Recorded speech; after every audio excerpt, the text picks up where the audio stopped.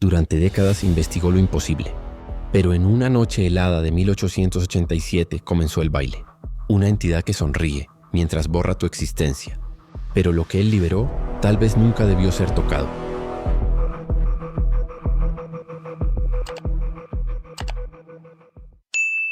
Mi nombre es Almanaque, y durante 30 años he caminado por las entrañas más oscuras de Londres, persiguiendo sombras que otros prefieren ignorar. Los casos que llegan a mi puerta no son los que Scotland Yard anota en sus registros oficiales. Son los susurros que se filtran entre las grietas del pavimento mojado, los rumores que nacen en las tabernas más sórdidas de Whitechapel, las historias que los periódicos jamás imprimirían por temor a sembrar el pánico en una población ya aterrorizada por los horrores cotidianos de nuestra era industrial. Permítanme comenzar por el verdadero principio, no solo del caso que me ocupa esta noche helada de noviembre de 1887, sino de los eventos que me convirtieron en lo que soy. Un cazador de misterios que desafían las leyes de la naturaleza. Todo comenzó en 1857, cuando trabajaba como inspector junior en Scotland Yard. Londres entonces era una ciudad de contrastes brutales. Las fábricas vomitaban humo negro que se mezclaba con la niebla del Támesis, creando esa cortina gris perpetua que parecía filtrar no solo la luz del sol, sino también la esperanza misma. Los ricos construían mansiones opulentas, mientras los pobres se hacinaban en barrios que parecían olvidados por Dios. Durante la investigación del asesinato de Margaret Whitmore, una institutriz de 28 años encontrada en circunstancias imposibles, comprendí que la realidad tenía dimensiones que la ciencia convencional no podía explicar. Su cuerpo había aparecido flotando a 3 metros del suelo en una habitación cerrada desde adentro, sin cuerda, sin silla volcada, sin manera física de alcanzar esa altura. Mis superiores cerraron el caso como suicidio por ahorcamiento, ignorando convenientemente que no había evidencia física que sustentara tal conclusión. Pero esa noche, mientras revisaba las evidencias en mi modesto apartamento, recibí la visita de un hombre que cambiaría mi destino para siempre. «Inspector Almanaque», me dijo el profesor Cornelius Blackthorne mientras se acomodaba en mi sillón, más desgastado. Era un hombre de unos 60 años, con cabello blanco como la nieve y ojos de un azul tan profundo que parecían contener secretos ancestrales. He estado siguiendo su trabajo en el caso Whitmore. Es usted uno de los pocos investigadores de Scotland Yard que no ha descartado inmediatamente las posibilidades alternativas. Me mostró una fotografía que me heló la sangre hasta los huesos. Margaret Whitmore, claramente viva, flotando en el aire mientras algo invisible parecía sostenerla por el cuello. Sus ojos reflejaban un terror absoluto, pero también había algo más, como si hubiera visto algo que la había llenado, simultáneamente de horror y comprensión. ¿Cómo obtuvo esta imagen? Logré articular, mi voz apenas un susurro. Tengo contactos especializados, respondió con una sonrisa que no llegaba completamente a sus ojos. Inspector, Londres está plagado de casos como el de Margaret Whitmore. Asesinatos imposibles, desapariciones que desafían la lógica, fenómenos que Scotland Yard prefiere catalogar como accidentes o suicidios para evitar el pánico público que resultaría si la verdad se conociera. Blackthorne se inclinó hacia adelante, clavando sus ojos en los míos. Necesito un investigador con acceso a los archivos oficiales, alguien que pueda moverse en ambos mundos, el de la ley convencional y el de la verdad oculta. Alguien que no tenga miedo de enfrentar realidades que podrían quebrar la mente de hombres menos preparados. ¿Y qué obtendría yo a cambio de involucrarme en esto? Respuestas, inspector. Respuestas a preguntas que lo mantienen despierto por las noches. Y la oportunidad de ayudar a víctimas que nadie más puede ayudar porque nadie más está dispuesto a reconocer que sus problemas son reales. Esa noche tomé una decisión que definiría el resto de mi existencia. Renuncié a Scotland Yard y me convertí en investigador privado, especializado en casos que otros consideraban imposibles. Blackthorne se convirtió en mi mentor, enseñándome sobre rituales de protección, la existencia de dimensiones paralelas y las entidades que ocasionalmente cruzaban hacia nuestro mundo buscando propósitos que raramente coincidían con el bienestar humano. Durante los siguientes años, establecí mi reputación como el detective que aceptaba los casos que nadie más quería tocar. Investigué apariciones que podían ser fotografiadas, objetos que se movían siguiendo patrones específicos, personas que afirmaban recordar vidas que no habían vivido. Cada caso agregaba una pieza al rompecabezas de una realidad mucho más compleja de lo que la mayoría estaba dispuesta a aceptar. Pero también cada caso me enseñó que no todas las entidades sobrenaturales eran benignas. Algunas eran genuinamente malévolas, cazando víctimas vulnerables para propósitos que la mente humana no podía comprender sin riesgo de daño permanente. Mi oficina en Baker Street, número 271, se había convertido en refugio para desesperados cuyas experiencias desafiaban toda explicación racional. Las paredes estaban tapizadas de mapas de Londres, marcados con alfileres de diferentes colores. Rojos para asesinatos que involucraban elementos sobrenaturales, azules para apariciones benignas, verdes para lugares donde se habían realizado rituales ocultistas, amarillos para ubicaciones de objetos malditos y negros para casos que nunca logré resolver completamente. Estantes repletos de libros sobre demonología, alquimia medieval y estudios sobre fenómenos paranormales se alzaban, desde el suelo hasta el techo. Una vitrina contenía objetos recolectados durante investigaciones: dagas rituales, amuletos de protección, frascos con sustancias utilizadas en ceremonias y fotografías de escenas que desafiaban toda comprensión. Pero nada me había preparado para el caso que comenzó en el invierno de 1887. Era la noche del 15 de noviembre y Londres se había vestido de una bruma más densa de lo habitual. Esta niebla tenía una calidad casi sólida, como si estuviera compuesta de algo más que vapor de agua y humo industrial. La temperatura había descendido abruptamente, creando condiciones que los londinenses veteranos reconocían como precursoras de los inviernos más brutales. Pero había algo más en el aire, una tensión que los animales percibían claramente. Los caballos se negaban a transitar ciertas calles sin razón aparente. Los perros callejeros se habían congregado en grupos nerviosos que se movían como manadas asustadas. Incluso las ratas parecían estar evitando áreas específicas de la ciudad. Aquella noche, mientras revisaba mis notas sobre una serie de desapariciones inquietantes en Bermondsey, escuché algo que inmediatamente puso todos mis instintos en alerta máxima. Pasos en la escalera que llevaba a mi oficina. Pero estos no eran pasos normales de alguien subiendo para una visita nocturna de emergencia. Eran demasiado precisos, demasiado medidos, como si quien subía estuviera ejecutando una coreografía específica en lugar de simplemente caminar. Cada paso tenía exactamente la misma duración. Cada pausa era idéntica, creando un ritmo hipnótico que resultaba perturbador incluso a través de las gruesas tablas de madera. Los pasos se detuvieron justo frente a mi puerta. Esperé, conteniendo la respiración, pero no hubo llamada normal. El silencio se extendió por varios minutos, pero no era un silencio ordinario. Era tan absoluto que no podía escuchar el tic-tac del reloj de péndulo que había funcionado constantemente durante años, ni el ruido del tráfico de la calle, que normalmente era audible incluso en las horas más tardías. Este tipo de silencio sobrenatural era algo que había encontrado antes en casos que involucraban entidades con poder significativo para manipular la realidad física. Después de lo que parecieron horas, escuché papel deslizándose bajo la puerta con un cuidado deliberado. Encontré un sobre de papel cremoso de calidad aristocrática, pero con una textura ligeramente húmeda al tacto. No había remitente, no había dirección, solo mi nombre escrito con caligrafía elegante pero temblorosa. Detective Almanaque. El sobre estaba sellado con cera negra que llevaba grabada una figura humana con brazos extendidos, como danzando eternamente, rodeada por símbolos más pequeños que parecían moverse cuando los observaba directamente. Examiné el sello bajo mi lupa de alta potencia. Los detalles eran extraordinariamente precisos. La figura danzante tenía rasgos faciales claramente definidos, aunque con una simetría perfecta que resultaba perturbadora, porque ningún rostro humano real es completamente simétrico. Rompí el sello cuidadosamente. Dentro, una sola línea escrita con tinta violeta que brillaba débilmente bajo la luz de mi lámpara. Hoy él va a danzar por usted. No había firma, no había explicación. Solo esas palabras que me helaron la sangre de una manera que no había experimentado en años. Como detective de lo sobrenatural con décadas de experiencia, había desarrollado la capacidad de distinguir entre bromas de mal gusto y advertencias, genuinas que provenían de fuentes con conocimiento real de fenómenos sobrenaturales. Esta carta pertenecía inequívocamente a la segunda categoría. Me serví una medida generosa de whisky escocés y me senté frente a la chimenea, donde las llamas parecían danzar con un ritmo que por alguna razón inexplicable me recordaba a los pasos que había escuchado en la escalera.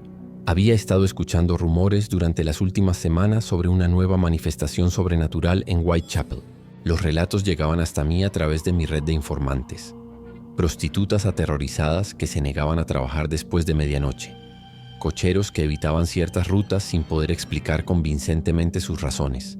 Comerciantes que cerraban sus establecimientos horas antes de lo habitual. Todos mencionaban el mismo fenómeno inexplicable. el hombre que danza solo. Whitechapel. Ese nombre por sí solo evocaba imágenes de horror en cualquier londinense. Era el barrio donde Jack el Destripador había sembrado el terror apenas un año antes, donde la pobreza y la desesperación habían creado un caldo de cultivo perfecto para toda clase de maldades, tanto humanas como sobrenaturales. Los relatos pintaban un cuadro consistente pero profundamente perturbador. La entidad aparecía siempre en la misma ubicación, la intersección de Dorset Street con Commercial Street en el corazón de Whitechapel, siempre después de medianoche, típicamente entre la 1 y las 3 de la madrugada. Su apariencia era descrita de manera notablemente consistente por testigos que no habían tenido contacto entre sí. Era un hombre de altura media, delgado, pero no demacrado, vestido con un traje que brillaba con colores cambiantes. El color base parecía ser naranja, pero los testigos reportaban destellos de rojo, amarillo y ocasionalmente colores que no podían nombrar porque no correspondían a ninguna experiencia visual previa. Lo más perturbador no era su apariencia física, sino su comportamiento. Ejecutaba lo que los testigos describían como un baile silencioso, perfectamente coreografiado, pero sin música audible.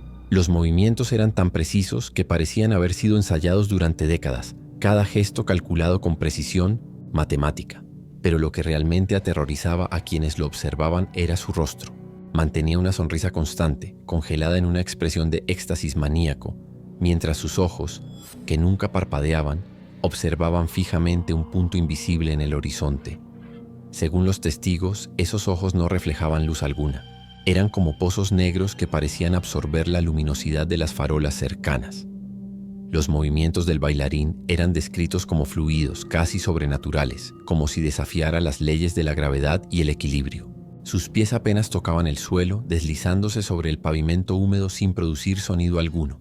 Sus brazos se extendían y contraían en gestos que parecían trazar símbolos complejos en el aire, patrones que dolía mirar directamente. Pero lo que realmente aterrorizaba a los habitantes del East End era lo que sucedía después de los encuentros. Aquellos lo suficientemente imprudentes como para acercarse al bailarín simplemente desaparecían. No había gritos, no había lucha, no había rastro de violencia. Un momento estaban allí y al siguiente se habían desvanecido como si nunca hubieran existido. Las búsquedas posteriores nunca revelaban cuerpos, manchas de sangre o cualquier evidencia de lo que podría haberles sucedido. Era como si estas personas hubieran sido borradas de la realidad, y quienes se limitaban a observar desde la distancia comenzaban a experimentar algo que, en algunos aspectos, era peor que la desaparición. Comenzaban a escuchar, días después, el eco de pasos de danza siguiéndolos por las calles. Al principio eran apenas audibles, como un susurro rítmico que podía confundirse con el viento, pero gradualmente se volvían más claros, más insistentes. Los pasos los seguían subiendo por las escaleras de sus hogares, resonando incluso en el interior de sus habitaciones cerradas con llave. Mrs. Henderson, mi casera, una mujer práctica de 60 años que había visto suficiente de la vida como para no asustarse fácilmente, había mencionado que 3 inquilinos de edificios cercanos habían abandonado repentinamente sus residencias durante la semana anterior. Habían dejado atrás todas sus pertenencias, incluyendo objetos de valor sentimental y dinero en efectivo, como si hubieran huido en pleno pánico. Cuando les preguntaron a los vecinos, todos mencionaron lo mismo. Habían comenzado a escuchar pasos de baile en los pisos superiores de sus edificios, siempre a las 2 de la madrugada, siempre con el mismo ritmo hipnótico. Los propietarios habían inspeccionado las habitaciones vacías repetidamente, pero nunca encontraron evidencia de intrusos. Lo más inquietante era que los pasos parecían multiplicarse progresivamente. Una noche eran solo los pasos de una persona danzando. La siguiente eran 2, después 3, como si el bailarín invisible estuviera reclutando compañeros para su danza eterna. La carta en mis manos parecía pulsar con energía propia. La examiné nuevamente bajo diferentes tipos de luz, buscando pistas adicionales. Bajo luz ultravioleta, la tinta violeta reveló patrones que habían estado ocultos, símbolos intercalados entre las letras visibles, símbolos que reconocí de textos alquímicos medievales. Cuando traduje estos símbolos utilizando métodos que había aprendido durante décadas de estudio, formaron un segundo mensaje que me golpeó como una revelación terrible. El 21º llama al 20º. Segundo, esta revelación me impactó profundamente. En mis años investigando fenómenos sobrenaturales, había aprendido que muchas entidades operaban según sistemas numerológicos específicos. El número 21 aparecía frecuentemente en rituales relacionados con la recolección de almas. Era el producto de 3x7, números con profunda significación en tradiciones ocultistas. Si el bailarín había recolectado 20 víctimas y estaba buscando la 21ª, y la carta sugería que yo era el objetivo de esta búsqueda, entonces me enfrentaba a algo mucho más serio que una simple aparición local. Me dirigí a la sección de mi biblioteca que contenía textos especializados sobre entidades recolectoras de almas. Durante las siguientes horas revisé docenas de fuentes, buscando patrones que pudieran corresponder a lo que estaba experimentando. Encontré referencias a entidades similares en textos que se remontaban a más de 1000 años. Los antiguos griegos habían escrito sobre choroumenos daimones, demonios danzantes, que aparecían durante periodos de gran trastorno social. Los textos árabes medievales contenían descripciones de al-Raqs al-Maut, la danza de la muerte, realizada por entidades que servían como intermediarios entre nuestro mundo y dimensiones paralelas. Pero fue en un manuscrito del siglo XIV, escrito por un monje benedictino llamado Brother Anselm, donde encontré la descripción más detallada de un fenómeno que parecía corresponder exactamente a lo que estaba ocurriendo en Whitechapel.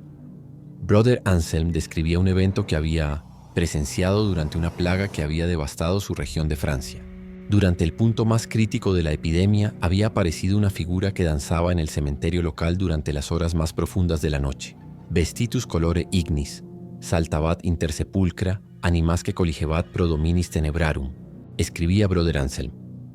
Vestido de color de fuego, danzaba entre las tumbas, recolectando almas para los señores de las tinieblas. Según sus observaciones meticulosas, el bailarín no recolectaba almas simplemente para transferirlas a otra dimensión. Las utilizaba para crear un puente viviente que permitiría que entidades extradimensionales cruzaran permanentemente a nuestro mundo. El proceso requería exactamente 21 almas, recolectadas según un patrón específico que correspondía a posiciones astrológicas particulares.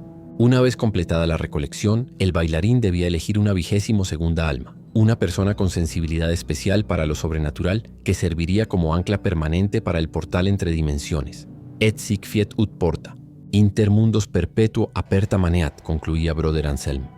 Y así será que la puerta entre mundos permanezca perpetuamente abierta. Comprendí entonces que la carta que había recibido no era simplemente una advertencia sobre un encuentro inminente. Era una invitación formal a convertirme en parte de un ritual que había estado desarrollándose durante semanas, cuyo objetivo final era abrir permanentemente un portal entre nuestro mundo y dimensiones pobladas por entidades hostiles hacia la humanidad. Esa noche tomé la decisión más peligrosa de mi carrera como investigador de lo sobrenatural. Si Brother Anselm tenía razón, me enfrentaba no a una entidad individual, sino a un esfuerzo coordinado por múltiples fuerzas sobrenaturales trabajando hacia objetivos que trascendían cualquier cosa que hubiera encontrado anteriormente. Me preparé meticulosamente durante las horas restantes de la noche. Primero seleccioné cuidadosamente los elementos físicos que llevaría conmigo. Sal bendecida de la Catedral de Canterbury, que había conseguido a través de un contacto en el clero que conocía la naturaleza de mi trabajo.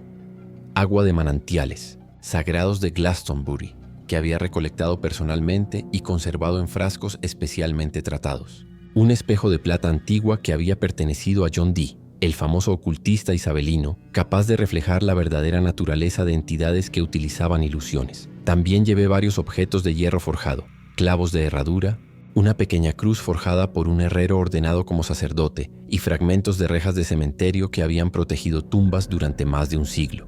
Pero mi preparación más importante fue mental y espiritual. Pasé varias horas en meditación profunda, utilizando técnicas que había aprendido de diversos maestros durante mis décadas de investigación. Monjes tibetanos me habían enseñado métodos para fortalecer la voluntad contra influencias psíquicas externas.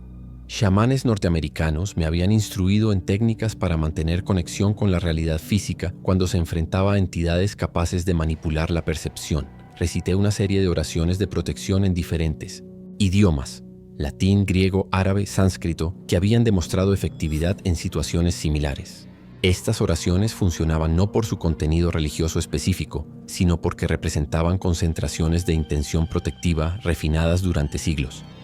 Cuando las campanas de las iglesias cercanas dieron las 11 de la noche, salí hacia Whitechapel con la determinación de alguien que había pasado décadas preparándose para este tipo de confrontación. Las calles estaban más desiertas que nunca. Incluso los criminales habituales, carteristas, prostitutas, borrachos, parecían haber encontrado refugio en algún lugar menos expuesto. Los pocos transeúntes que encontré caminaban rápidamente, evitando el contacto visual como si temieran reconocer algo en los rostros de otros que preferían no ver. La niebla era más densa de lo que había sido durante semanas, pero tenía una calidad antinatural que reconocí de experiencias previas con manifestaciones sobrenaturales de gran magnitud.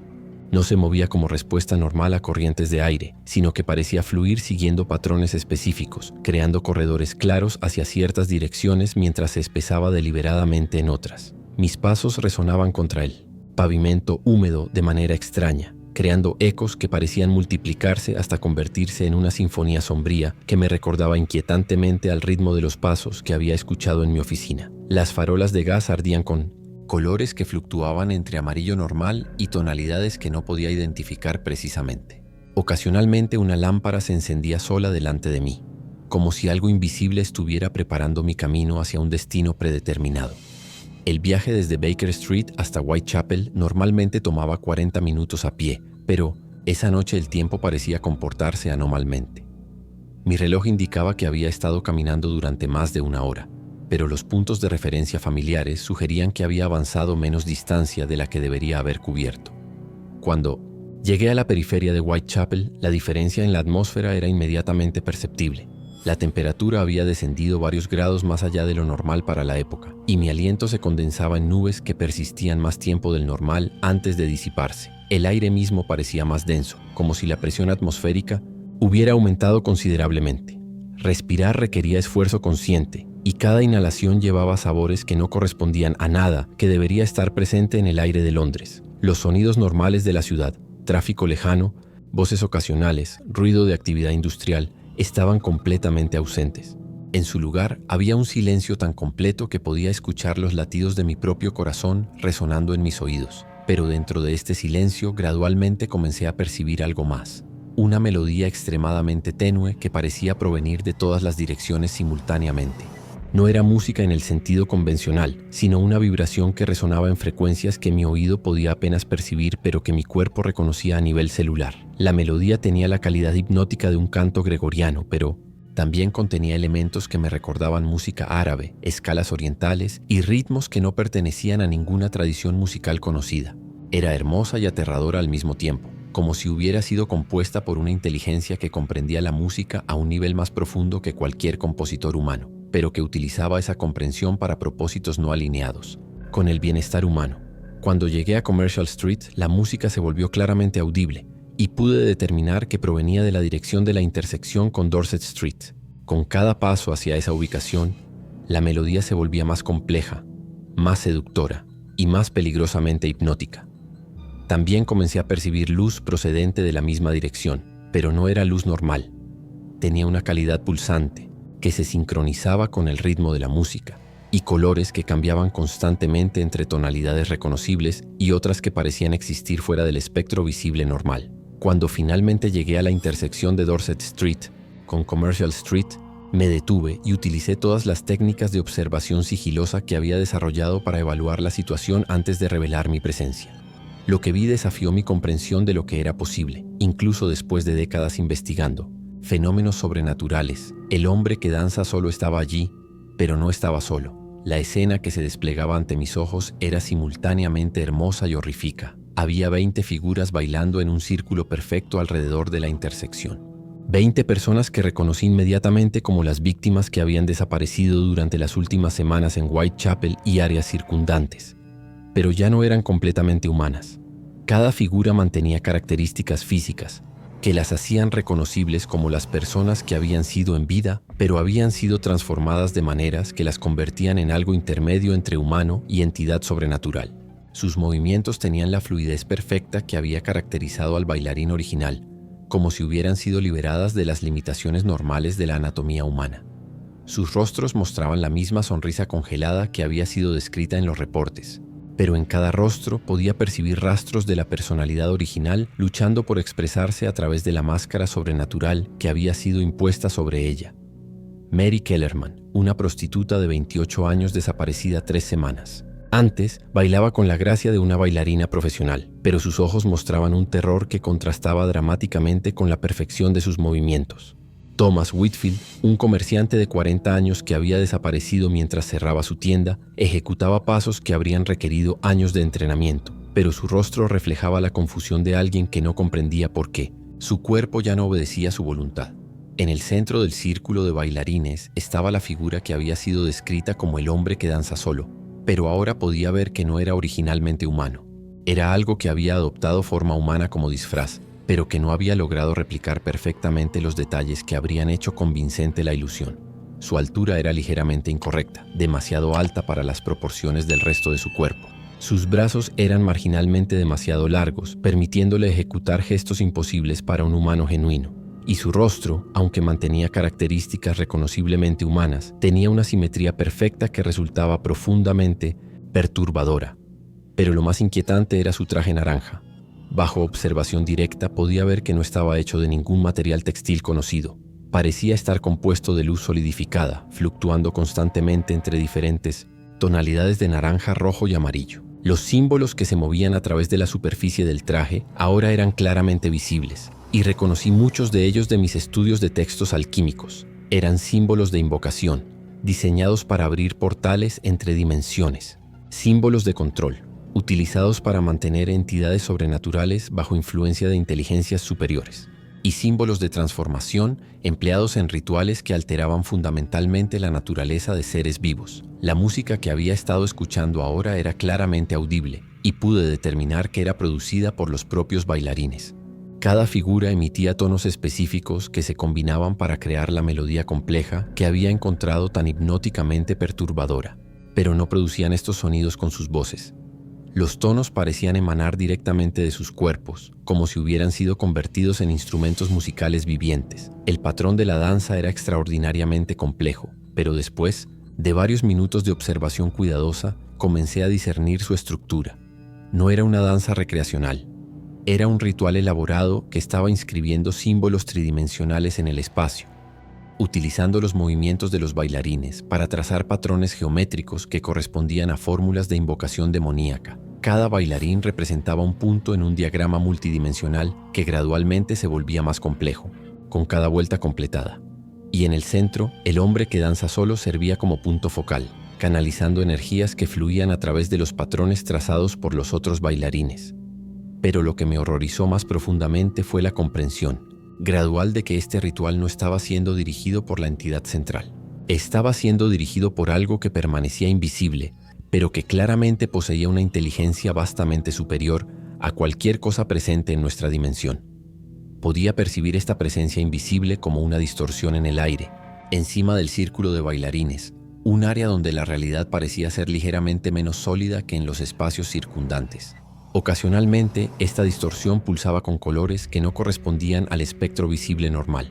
Fue entonces cuando el hombre que danza solo, sin dejar de ejecutar sus movimientos rituales, giró su cabeza hacia mi posición. Sus ojos, esos pozos negros descritos por testigos, se clavaron en los míos con una intensidad que sentí como presión física. Pero ahora podía ver que no estaban vacíos. Estaban llenos de otros ojos, docenas de ellos, todos observándome simultáneamente desde diferentes profundidades dentro de su cráneo. Y cada par de ojos pertenecía a una de las personas que había recolectado. Podía ver los ojos de Mary Kellerman mirándome con súplica silenciosa, los ojos de Thomas Whitfield reflejando confusión congelada en el momento de su captura, los ojos de docenas de otras víctimas, todas conscientes, todas atrapadas dentro de la entidad que las había absorbido. «Detective Almanaque», dijo la entidad con una voz que era simultáneamente la suya propia y un coro de todas las voces de sus víctimas. «Hemos estado esperando su llegada durante semanas». La manera en que pronunció mi nombre me hizo comprender que poseía conocimiento de mi identidad y mi historia que se extendía mucho más allá de lo que cualquier entidad local podría haber adquirido. «¿Quién eres realmente?», logré preguntar utilizando técnicas de control vocal para mantener la compostura. «Somos lo que ustedes podrían llamar un facilitador», respondió sin dejar de danzar. «Un constructor de puentes, un preparador de caminos entre mundos que han estado separados durante demasiado tiempo». Se acercó varios pasos en mi dirección y los 20 bailarines ajustaron automáticamente sus posiciones para mantener la integridad geométrica del patrón ritual. «Su mundo ha alcanzado un punto de desarrollo donde puede servir propósitos superiores», continuó. «Pero requiere ajustes. Modificaciones que lo harán más compatible con las necesidades de inteligencias que operan en escalas que su especie no puede comprender. ¿Qué tipo de modificaciones? La eliminación de la resistencia innata que los humanos muestran hacia la reorganización de su realidad. La instalación de receptividad hacia instrucciones que provienen de fuentes que trascienden su experiencia dimensional limitada. Las implicaciones de sus palabras me golpearon con fuerza devastadora. No estaba describiendo la destrucción de la humanidad, sino algo potencialmente peor. Su transformación en una especie que serviría voluntariamente los propósitos de entidades extradimensionales. El ritual que completamos esta noche, continuó, establecerá las condiciones necesarias para que este proceso comience en Londres. Una vez que hayamos demostrado la efectividad de nuestros métodos aquí, serán replicados en otras ciudades, otros países, otros continentes, hasta que todo su mundo esté preparado para servir su verdadero propósito.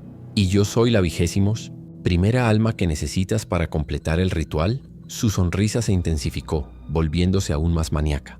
Oh, detective, usted mal comprende fundamentalmente su papel en estos eventos. No es la 21ª alma, es la 22ª.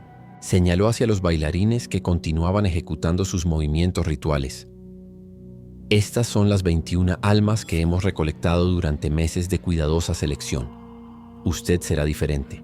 Usted será transformado en nuestro representante, permanente en su mundo, manteniendo suficiente conciencia y libertad como para parecer completamente humano, pero sirviendo como nuestro agente para identificar y preparar ubicaciones adicionales donde este ritual pueda ser replicado. La horror de lo que estaba describiendo era casi paralizante. No solo planeaba transformarme en parte de su ritual, sino convertirme en un colaborador consciente en la expansión de este proceso a escala global. Pero primero, dijo, extendiendo una mano hacia mí, debe unirse a nuestra danza. Debe experimentar la libertad que proviene de liberar su voluntad individual en favor de un propósito superior. Algo dentro de mí, una parte primitiva que no podía controlar racionalmente, respondió a su invitación. Mis piernas comenzaron a moverse por voluntad propia, llevándome gradualmente hacia el círculo de bailarines. Con cada paso que daba, la música se volvía más seductora, más irresistible. Comencé a sentir que mis propios movimientos se sincronizaban involuntariamente con el ritmo de la danza ritual.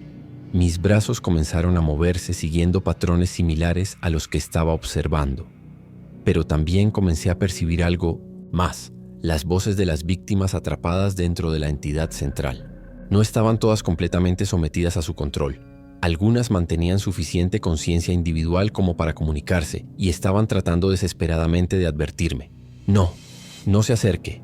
Era el susurro apenas audible de Mary Kellerman. Todavía somos nosotros por dentro, pero no podemos controlar nuestros cuerpos. Está mintiendo sobre ser representante, logró articular Thomas Whitfield con enorme esfuerzo. No somos colaboradores voluntarios, somos prisioneros, para siempre. Las advertencias de las víctimas me proporcionaron la motivación que necesitaba para resistir la compulsión hipnótica. Utilizando técnicas de concentración que había perfeccionado durante décadas, logré detener mi aproximación hacia el círculo de bailarines. No, dije firmemente, sacando el espejo de plata de mi abrigo. No voy a participar en tu ritual. Cuando levanté el espejo hacia la entidad central, su reacción fue inmediata y violenta. Su forma se distorsionó como si fuera humo agitado por un viento huracanado, y un grito que parecía provenir de cientos de gargantas llenó la noche. En la superficie del espejo no vi al elegante bailarín de traje naranja que había estado observando. Vi la verdad. Era un hombre joven, no mayor de 25 años, vestido con ropas harapientas del siglo XVII. Su rostro estaba marcado por una desesperación profunda que contrastaba dramáticamente con la sonrisa maniática que había estado mostrando. Sus ojos, sus verdaderos ojos, estaban llenos de lágrimas que nunca habían podido caer, congeladas en sus mejillas como cristales de hielo. A su alrededor, como sombras adheridas a su forma, pude distinguir las siluetas de todas, las almas que había recolectado a lo largo de los siglos. Eran cientos, tal vez miles, todas bailando involuntariamente al ritmo de su danza eterna. ¿Quién eres realmente?, repetí, manteniendo el espejo en alto a pesar de que mi brazo comenzaba a doler por el esfuerzo de sostenerlo contra alguna fuerza invisible. Mi nombre era Edmund Blackwood, respondió con su verdadera voz, que era joven y quebrada por siglos de sufrimiento. Era médico durante la gran plaga de Londres. Vendí mi alma para tratar de salvar a mi familia a mis pacientes, pero solo conseguí condenarlos a todos a una existencia peor que la muerte. La historia que siguió me partió el corazón. Edmund había sido un médico joven y idealista que había trabajado en los barrios más pobres de Londres durante la devastadora plaga de 1665. Desesperado por salvar vidas cuando la medicina convencional se demostraba completamente impotente contra la devastación que arrasaba la ciudad, había buscado ayuda en fuentes más oscuras y peligrosas. A través de un comerciante de libros prohibidos que operaba desde los sótanos de edificios abandonados, había conseguido acceso a un grimorio que prometía poder sobre la muerte misma. El ritual descrito en el libro requería un sacrificio personal terrible. El practicante debía entregar su propia alma a cambio del poder de curar la muerte y restaurar la vida a aquellos que habían perecido. Edmund había realizado el ritual en un momento de desesperación absoluta, después de ver morir a su esposa e hijos por la plaga, después de haber perdido a docenas de pacientes que había tratado desesperadamente de salvar utilizando todos los métodos que la medicina de su época podía ofrecer. Pero el poder que recibió no era lo que había esperado. En lugar de curar la muerte, se había convertido en su servo involuntario. Las entidades que había contactado, seres extradimensionales que se alimentaban de energía vital y que habían estado observando nuestro mundo durante milenios, lo habían convertido en un recolector de almas. Su función era atraer a los vivos hacia su danza, absorber sus esencias vitales y transferir esa energía a sus nuevos amos. Durante más de 200 años había estado atrapado en esa danza, consciente de cada alma que absorbía, sintiendo su dolor y terror, pero incapaz de detener el ritual que lo controlaba completamente. Las almas no morían realmente, quedaban atrapadas dentro de él, forzadas a participar en su danza eterna mientras mantenían suficiente conciencia para comprender la naturaleza de su prisión. Por favor, me suplicó, y por primera vez vi humanidad genuina brillando a través de la máscara sobrenatural que había sido forzado a llevar durante siglos. Ayúdeme a terminar con esto. Sé que usted conoce formas de romper pactos sobrenaturales. Su reputación lo precede incluso en el mundo de los muertos. Fue entonces cuando comprendí la verdad más perturbadora de todas. La carta que había recibido no había sido enviada por una entidad maligna tratando de reclutar un nuevo bailarín. Había sido enviada por Edmund mismo, usando los pocos momentos de lucidez que le quedaban para pedir ayuda a alguien que pudiera entender su situación. ¿Cómo puedo ayudarte?, pregunté, aunque ya sospechaba cuál sería su respuesta y los riesgos monumentales que implicaría cualquier intento de intervención. El pacto requiere que entregue 21 almas para completar el ciclo actual, explicó Edmund, su voz fluctuando entre su entonación humana natural y las resonancias sobrenaturales. He recolectado 20 durante estos últimos meses. Sí, puedo evitar tomar la 21ª. El ritual se romperá automáticamente y todas las almas serán liberadas de su prisión.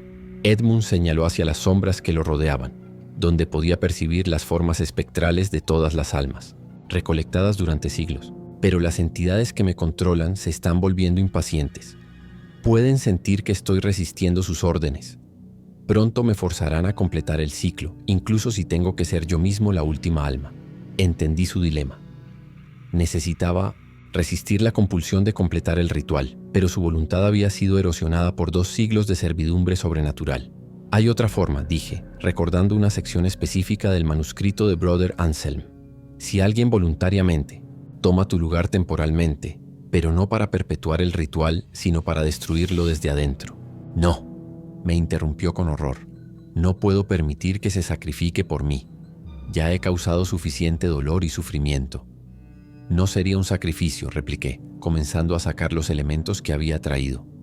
Sería una estrategia calculada. Tengo conocimientos y protecciones que tú no tenías cuando hiciste tu pacto original. Saqué el frasco de sal bendecida y comencé a trazar un círculo de protección alrededor de nuestra posición, recitando incantaciones en latín medieval, que había memorizado específicamente para situaciones que involucraban entidades extradimensionales.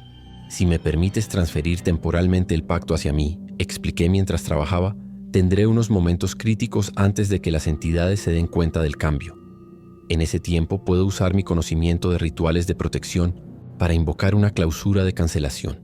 Es demasiado arriesgado, Edmund protestó, pero pude ver esperanza comenzando a brillar en sus ojos por primera vez en siglos. Si algo sale mal, ambos estaremos atrapados para siempre, y las entidades buscarán venganza contra cualquiera que interfiera con sus planes. Edmund, dije, usando su nombre real por primera vez, has estado bailando durante más de 200 años. Has sufrido por más tiempo del que cualquier alma debería tener que soportar. Es hora de que alguien más tome el turno, aunque sea brevemente, con lágrimas de gratitud corriendo por sus mejillas, las primeras lágrimas reales que había podido derramar en siglos. Edmund asintió. El ritual de transferencia que siguió fue el más complejo y peligroso que había intentado jamás. Requería que Edmund me enseñara los pasos exactos de su danza maldita mientras yo recitaba incantaciones de protección en latín medieval. Coordinando ambas actividades con precisión absoluta, Edmund comenzó a enseñarme la coreografía. Inmediatamente sentí por qué era tan hipnótica y poderosa. Los movimientos no eran aleatorios. Cada gesto correspondía a una letra en un alfabeto tridimensional. Cada paso era una palabra en un idioma que precedía al lenguaje humano. Mientras aprendía la danza, recité las incantaciones de protección que había memorizado. Palabras de poder que habían sido utilizadas por magos durante milenios para crear barreras contra entidades malévolas. Por unos momentos aterradores, sentí como la maldición de Edmund se transfería hacia mí.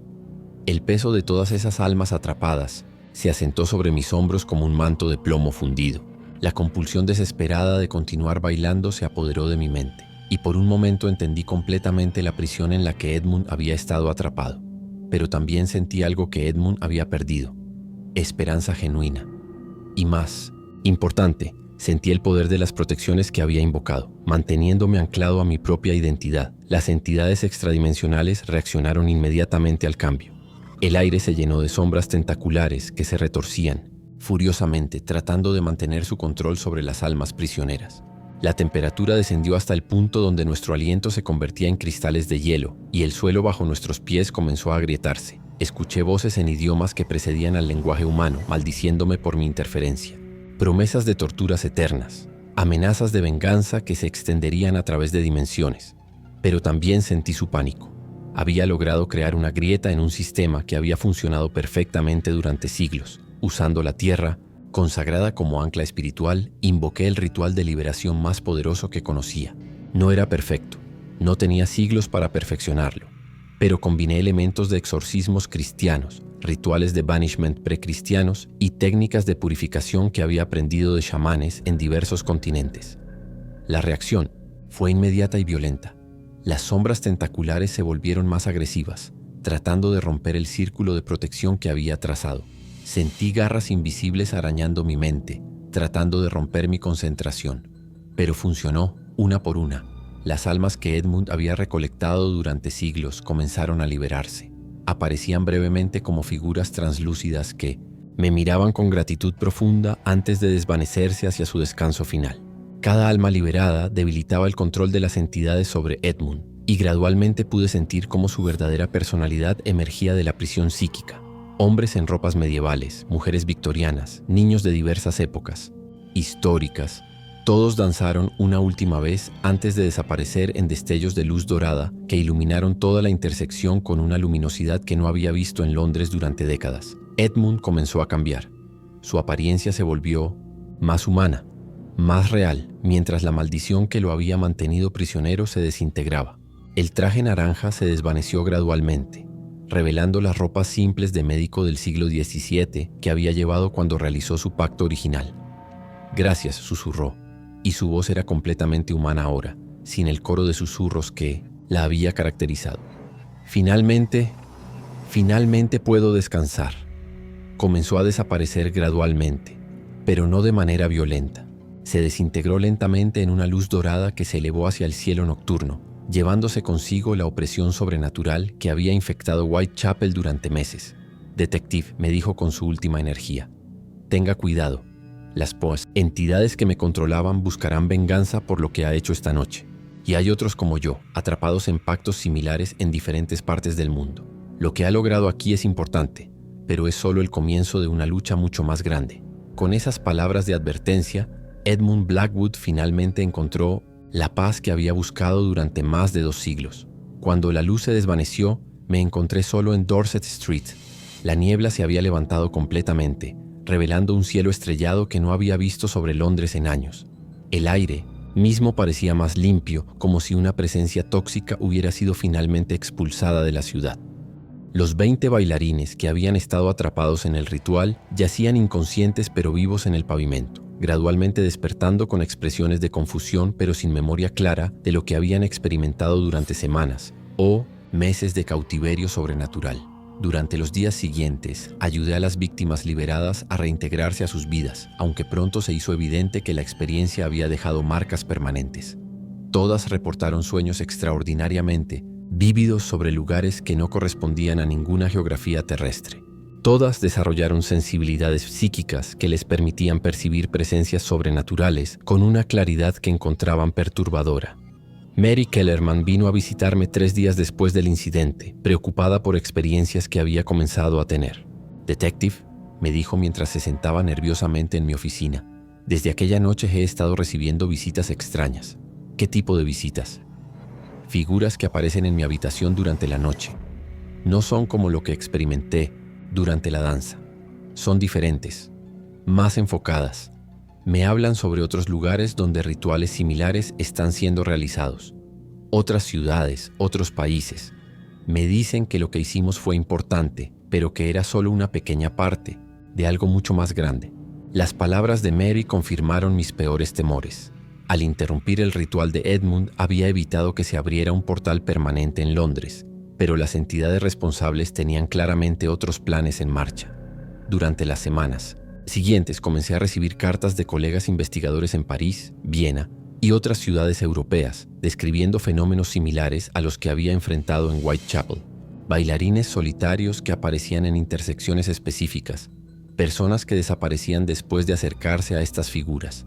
Pero también comencé a recibir algo más inquietante, cartas que afirmaban ser de mí mismo, escritas en una caligrafía que era indudablemente mía, pero que no recordaba haber escrito. Al regresar a mi oficina la mañana del 15 de diciembre, encontré una de estas cartas esperándome en mi escritorio.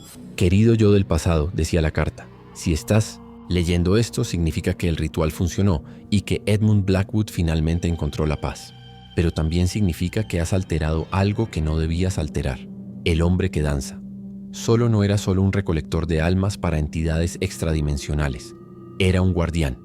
Su presencia en Londres mantenía encerrado algo mucho peor, algo que ha estado dormido bajo la ciudad durante milenios. Al liberarlo, has abierto una puerta que debía permanecer cerrada para siempre. Las entidades que lo controlaban eran los captores, no los verdaderos enemigos. Prepárate para lo que viene y recuerda, algunas maldiciones existen por una buena razón. Tu yo del futuro». Al pie de la carta había una fecha, 31 de diciembre de 1887, 2 semanas en el futuro. Pero había algo más. Un post-scriptum escrito con una caligrafía diferente, más antigua, más desesperada. «No confíes en las cartas del futuro. Algunas son reales, otras son trampas. La verdadera pregunta es, ¿qué Edmund Blackwood liberaste realmente? ¿Al médico, que buscaba salvar vidas, o a algo que había estado usando su forma para propósitos que van más allá de tu comprensión? Un amigo que ya no existe». Comprendí entonces que mi encuentro con Edmund Blackwood había sido solo el comienzo de algo mucho más grande y peligroso. Al romper su maldición, había liberado no solo a las almas prisioneras, sino también algo que había estado contenido durante siglos. Los siguientes días confirmaron mis peores temores. Los periódicos comenzaron a reportar fenómenos inexplicables por toda Londres, apariciones en cementerios que se comportaban de manera agresiva en lugar de melancólica, voces sobrenaturales en casas abandonadas que pronunciaban amenazas en lugar de lamentos, y una serie de muertes extrañas que desafiaban toda explicación médica.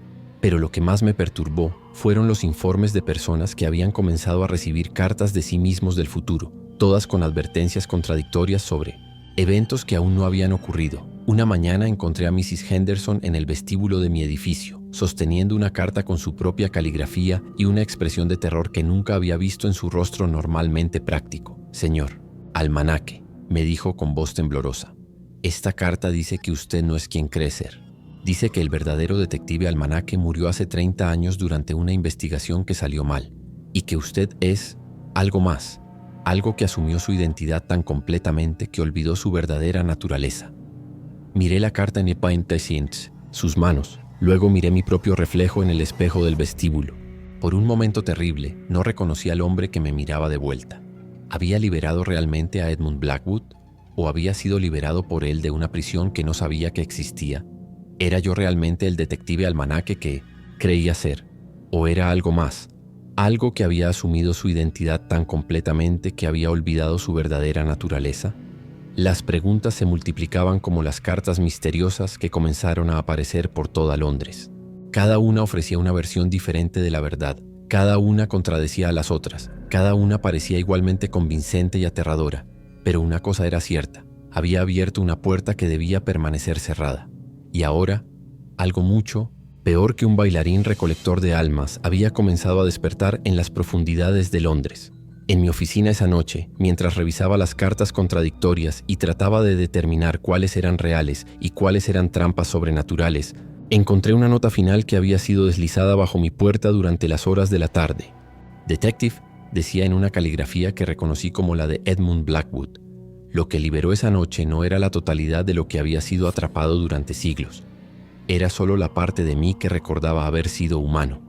La otra parte, la que había sido transformada por siglos de servir a las entidades extradimensionales, permanece libre en el mundo. Y ahora conoce todos mis conocimientos, todas mis memorias, incluyendo todo lo que aprendí sobre usted durante nuestro encuentro. Esté atento. Lo que viene después será una prueba de todo lo que ha aprendido durante su carrera. Y recuerde, en un mundo donde la realidad misma puede ser manipulada, la única certeza es que nada es cierto.